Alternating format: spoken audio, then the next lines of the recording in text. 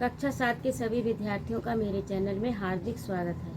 आज मैं उपस्थित हूँ आपकी हिंदी पाठ्य पुस्तक दीक्षा अथवा मंजरी, जो भी आपके पास हो, का पाठ 18 और जिसका नाम है कर्तव्य पालन। पिछले अंक में आपने इसका पाठ पढ़ा था। ये एक एकांकी है और आज इसका अभ्यास कार्य है। तो आइए प्रारंभ करते हैं।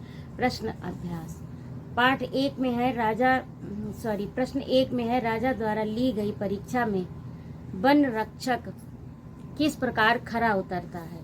तो इसका उत्तर है कि जब राजा वन रक्षक पुंडरीक को झोपड़ी में रहने के लिए रुपए देता है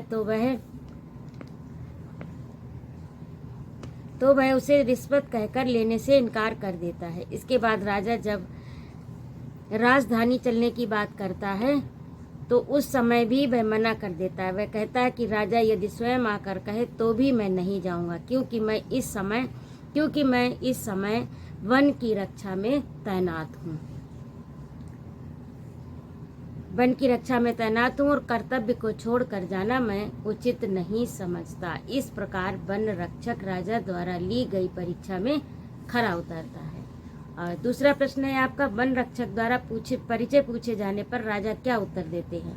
तो वन रक्षक द्वारा परिचय पूछे जाने पर राजा उत्तर देता है, मुझे इस प्रकार के उत्तर देने का अभ्यास नहीं है।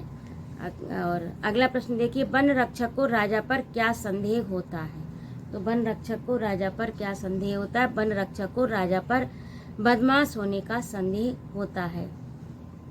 ये आपका 2 हुआ और 3 में आपको टिक लगाना है। जो ये देखिए 3 मैंने 2 लिखा, 2 के बाद में 4 लिख दिया। तो 3 वाला पुस्तक में है तो उसे मैंने लिखना उचित नहीं समझा, उसमें टिक लगाना है, आप लगा लेंगे। कहानी तो पढ़ी ही है इसलिए उसे छोड़ दिया। उसका कोई विशेष उत्तर है नहीं, केवल एक वाक्य में, और वो भी किताब में ही दिया है। अच्छा, अगला देखिए प्रश्न 4 में, वन रक्षक को राजा पर क्या संदेह होता है। वन रक्षक को राजा पर बदमाश होने का संदेह होता है। राजा द्वारा ये कहने पर कि यदि 1 रुपया कम हो तो सवेरे और भी दूंगा, वन रक्षक ने दरबार और दरबारी के विषय में क्या कहा। तो वन रक्षक ने कहा, ये दरबार नहीं है जहाँ दरबारी कार्य करने के लिए रिश्वत लेता है। वन रक्षक को उसकी नेकी और ईमानदारी का क्या फल मिला। वन रक्षक को उसकी नेकी और ईमानदारी का क्या फल मिला। इसका उत्तर है, वन रक्षक को ईमानदारी के लिए 1 तलवार और 1000 रुपये सालाना पुरस्कार जीवन भर के लिए मिला। ये राजा ने दिया था, आपने पढ़ा है। प्रश्न संख्या 7 में देखिए, एकांकी में वन रक्षक की किन किन विशेषताओं का पता चलता है। तो एकांकी में वन रक्षक की ईमानदारी, कर्तव्यनिष्ठा, नेकी आदि विशेषताओं का पता चलता है। अब अगला देखिए, भाषा की बात में निम्नलिखित शब्दों में से उपसर्ग और प्रत्यय अलग अलग कीजिए। तो मैंने इधर से किए, ये उपसर्ग हैं, ये प्रत्यय हैं। हमेशा ध्यान रखिए, प्रत्यय पीछे लगते हैं और उपसर्ग आगे लगते हैं। जैसे मान में अभी उपसर्ग है, ये आगे लगा है, मान के आगे लगा है, पहले उपसर्ग लगा उसके बाद में शब्द आया। विशेष में भी पहले लगा, सम्मान, सम्मान। तो इस तरह, और प्रत्यय में देखिए चमकीला, इला, आई, ई लगी है। ईमानदारी में ई लगी, ता, निकल कर। तो इस तरह के जो होते हैं शब्द वो प्रत्यय होते हैं और उपसर्ग। अगला देखिए, निम्नलिखित शब्दों के अर्थ लिखकर इनका वाक्यों में प्रयोग कीजिए। तो पहला है तिरस्कार। तिरस्कार का अर्थ होता है अवहेलना। लोग भिखारियों का बहुत तिरस्कार करते हैं। और यकीन का अर्थ होता है विश्वास। ये एक उर्दू शब्द है। मुझे विश्वास है कि मेरा परीक्षा परिणाम अच्छा आएगा। मुनासिब। मुनासिब का अर्थ है उचित। जितना मुनासिब हो उतना पैसा मुझे दे दें।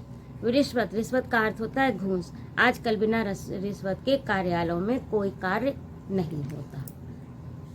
और अगला देखिए, ढिठाई। ढिठाई का अर्थ होता है अकड़। आजकल के बच्चों में ढिठाई बहुत पनप रही है। फर्ज का अर्थ होता है कर्तव्य।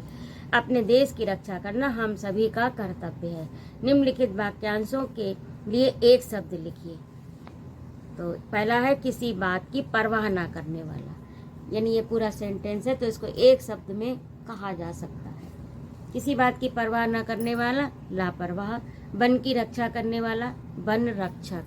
वन की रक्षा करने वाला कौन होता है, वन रक्षक। और जो विश्वास करने योग्य हो, विश्वसनीय। जो रिश्वत लेता हो, घूसखोर अथवा रिश्वतखोर।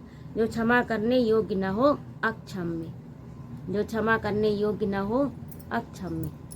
और अगला है, नीचे दिए गए वाक्यों में से सरल, मिश्रित और संयुक्त वाक्य अलग अलग कीजिए। तो पहला है, मुझे बात पता तो चल गया कि मैं मनुष्य भी हूँ। तो ये कैसा वाक्य है?